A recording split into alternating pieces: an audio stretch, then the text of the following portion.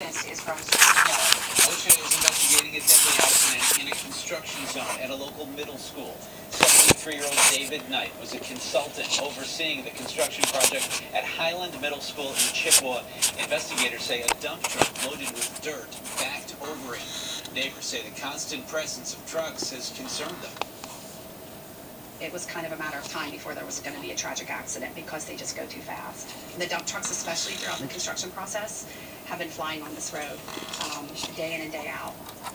Police say they do not plan to charge the driver. The dump truck was inspected and checked out okay. New details tonight in the ongoing sex assault case involving a Pittsburgh schools police officer. Documents obtained by police allege that a student brought a knife to school to protect himself after he was sexually assaulted. The school police officer is accused of assaulting as many as 7 boys in a closet at a school. He is on paid leave. Well, bicyclist is recovering after his throat was slashed in what appears to have been a brutal road rage attack. The victim was riding his bike near the Hot Metal Bridge when police say he may have inadvertently cut off a car. The gray vehicle followed the bicyclist to the city steps on Harcum Way. And when the victim picked up his bike and started to go up the steps, someone from the car followed.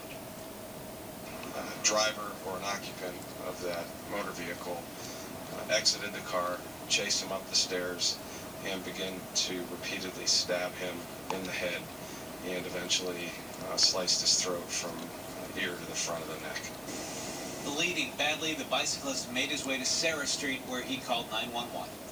A visitation resumes tomorrow for a local police officer killed in a motorcycle crash. The viewing for Sergeant Perry Vahaley is being held at the Slater Funeral Home in Jefferson Hills. His funeral is Saturday at Thomas Jefferson High School.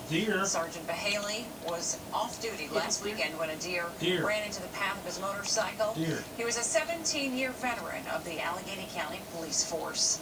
And a woman hurt in a crash on Labor Day has now died. 48-year-old Teresa Speck of Etna was driving on Route 28 when her SUV went off the road, rolled over, and landed on its roof. Police say she was not wearing a seatbelt. And a baby in a car seat was among those involved in a 3-car pileup on the Parkway East this morning. That crash happened between the Fort Pitt Bridge and the Grant Street off-ramp, backing up traffic for miles. Several people had to be cut out of their vehicles. We're told that none of the injuries was life-threatening.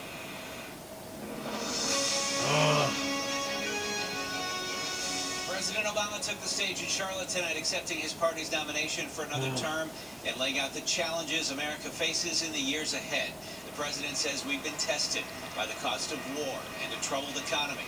He calls this election a choice between 2 different paths for America and 2 fundamentally different visions for the future. I'm asking you to rally around a set of goals for your country. All he's doing is reading this off the teleprompter. Energy, education, national security, and the deficit. Real, achievable plans that will lead to new jobs, more opportunity, He's not looking at the and crowd, rebuild he's this reading the economy on a teleprompter. stronger foundation.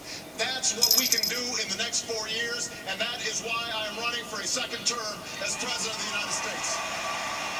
Before the president and Vice President Biden spoke, former Arizona Congresswoman Gabby Giffords took the stage to lead the delegates in the Pledge of Allegiance.